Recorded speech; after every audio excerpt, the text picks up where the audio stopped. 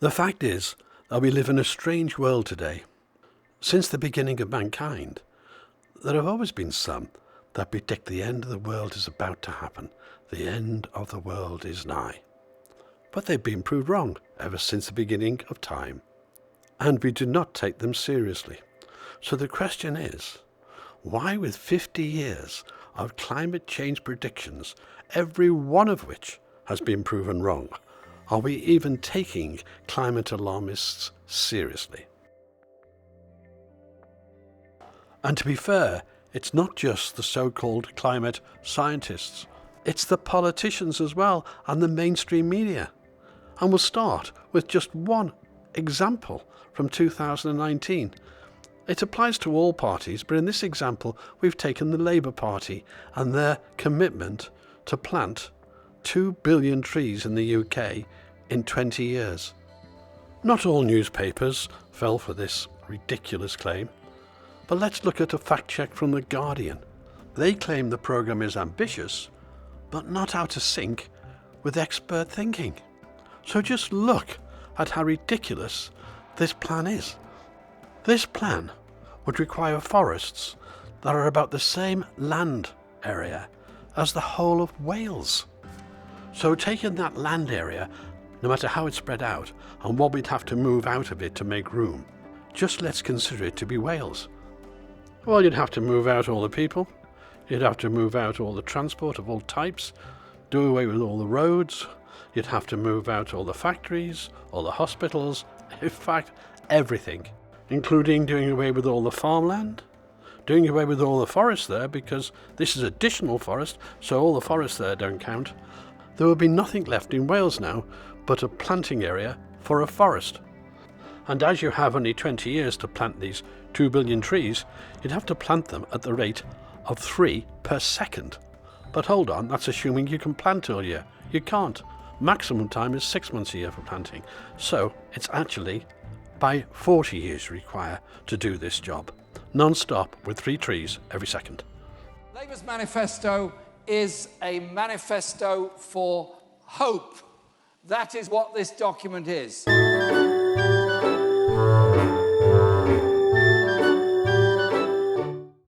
In the last 50 years, every single climate change prediction that has come to pass, come to time, has failed.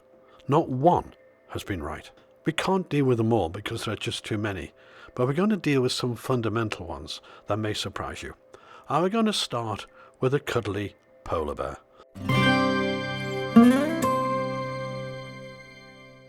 What better way is there to distort the truth than appeal to the public's heart? And let's face it, these things can be cuddly, at least when they're small.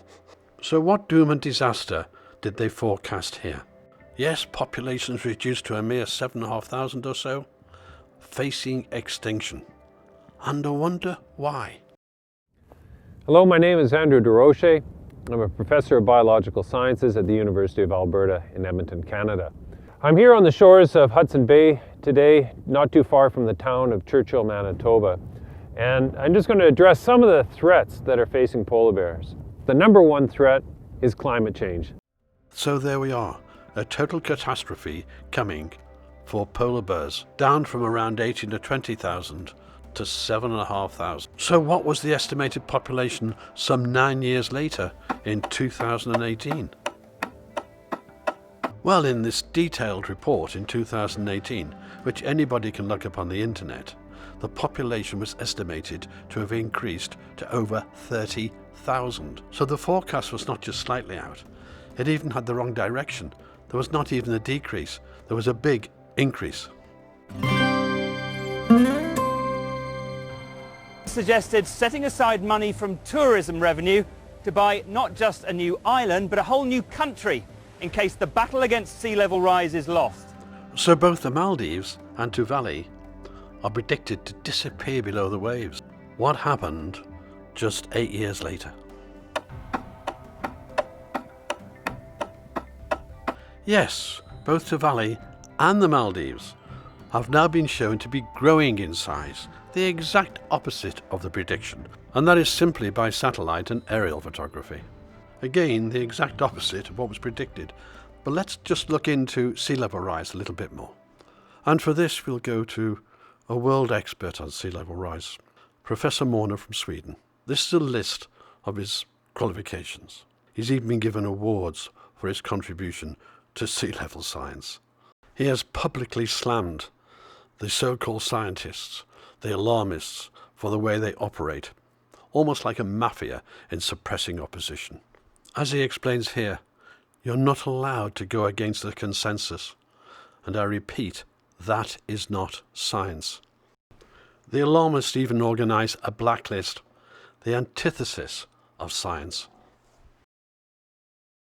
Now here's a little question before you go any further.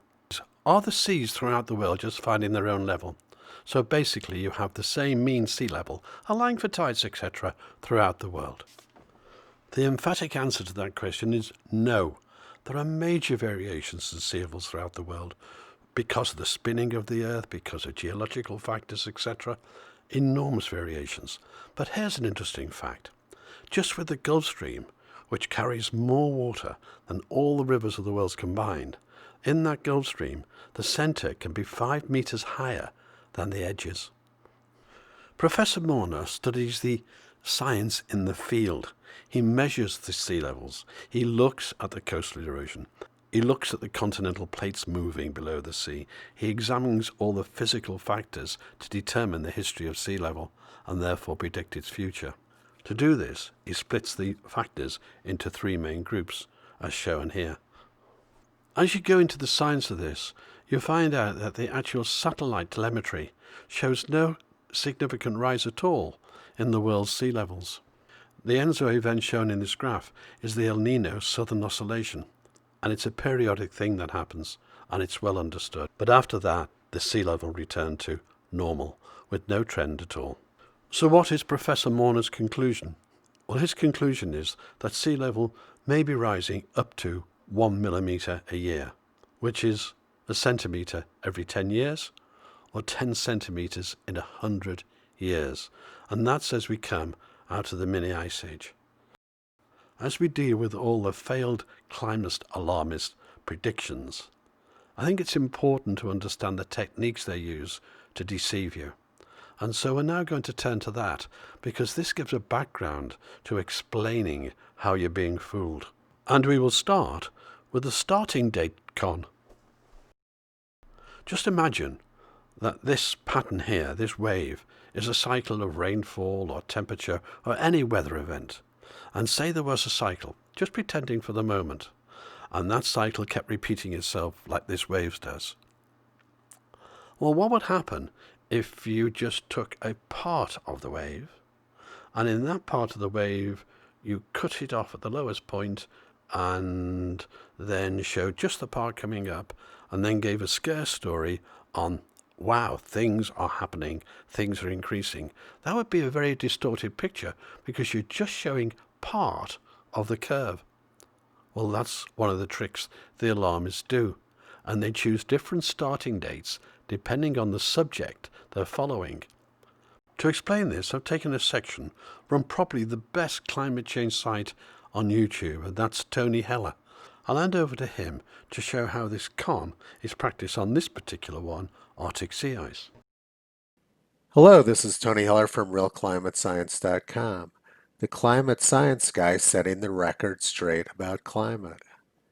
In this video, I asked the question, is Arctic sea ice actually disappearing, as NOAA shows in this graph? The graph shows that Arctic September sea ice extent has declined about 30% since 1979, and Arctic March sea ice extent has also declined since 1979. So the question is, why did they start the graph in 1979? What they say on their website is that's the beginning of the satellite era, but I'm not so sure about that.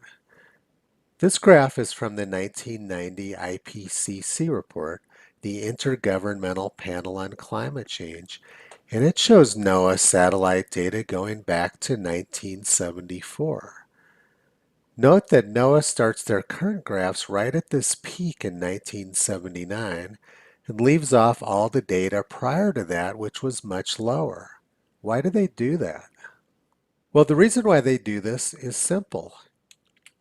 By starting their graphs in 1979, right at the peak, they can show a linear downward trend, which gets blamed on carbon dioxide.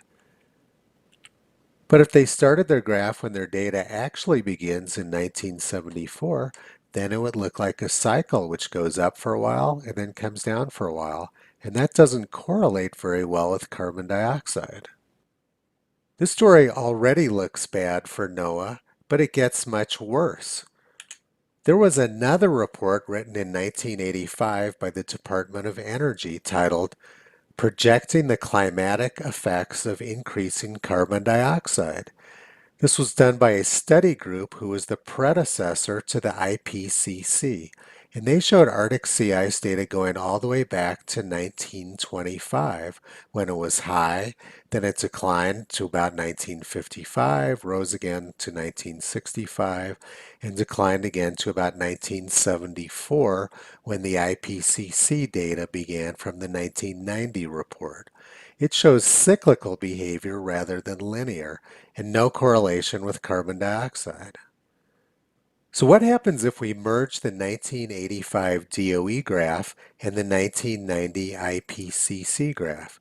Well, let's try it and find out. I'm bringing the two graphs together at the same scale on both axes. This merged graph looks even more cyclical and less linear. There doesn't appear to be any correlation with carbon dioxide at all. Arctic sea ice increased from the mid-1950s until 1990. But something else really stands out in this graph. Look at 1979, where NOAA currently starts their sea ice graphs. It's right at the peak for the last century. By starting their graphs in 1979, they can show a sharp descent in sea ice since then. This graph shows the summer and winter cycles of Arctic sea ice extent, and today it is perfectly normal. And of course the trend line here is the red line.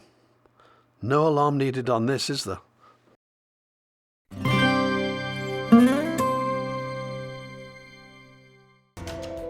It's one of the 7 natural wonders of the world. 2,000 kilometres of coral that stretches along the northern coast of Australia. But under the crystal clear water lies a murky reality. Marine life in the Great Barrier Reef is slowly disappearing. So there's the alarmism. But is it true? And the answer is no.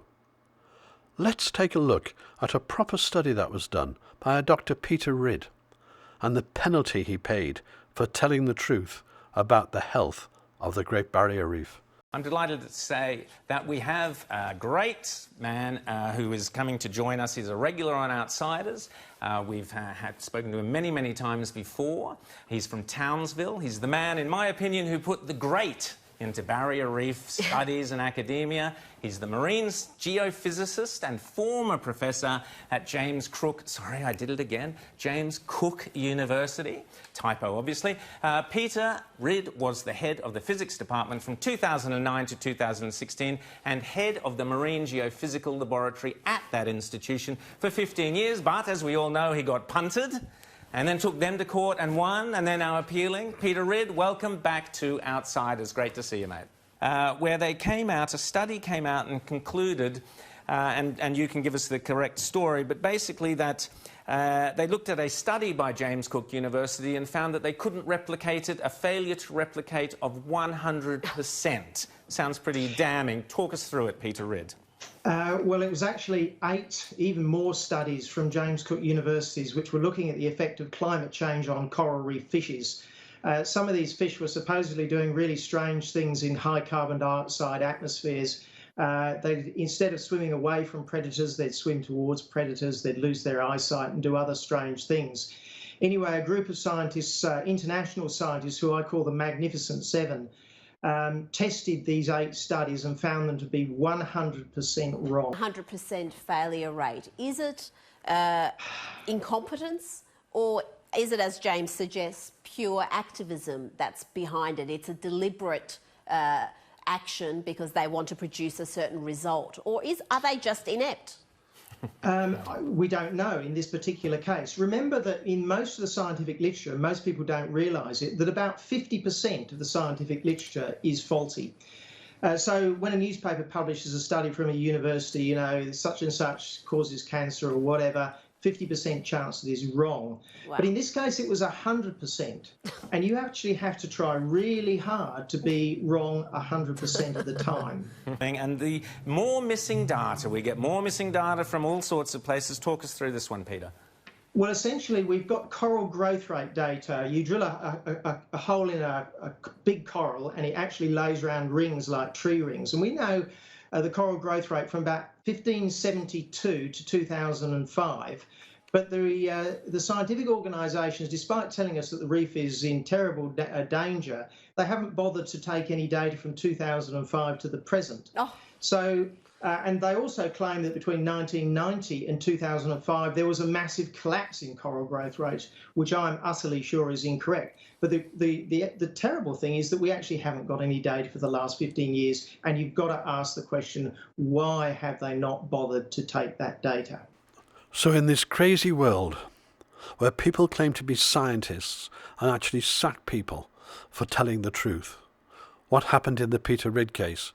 Well, he was awarded 1.2 million Australian dollars in the courts for unfair dismissal. These days, you cannot view climate science as science. It is more akin to a medieval practice of burning people at the stake. And in fact, they use the same terminology for those who tell the truth. They call them heretics.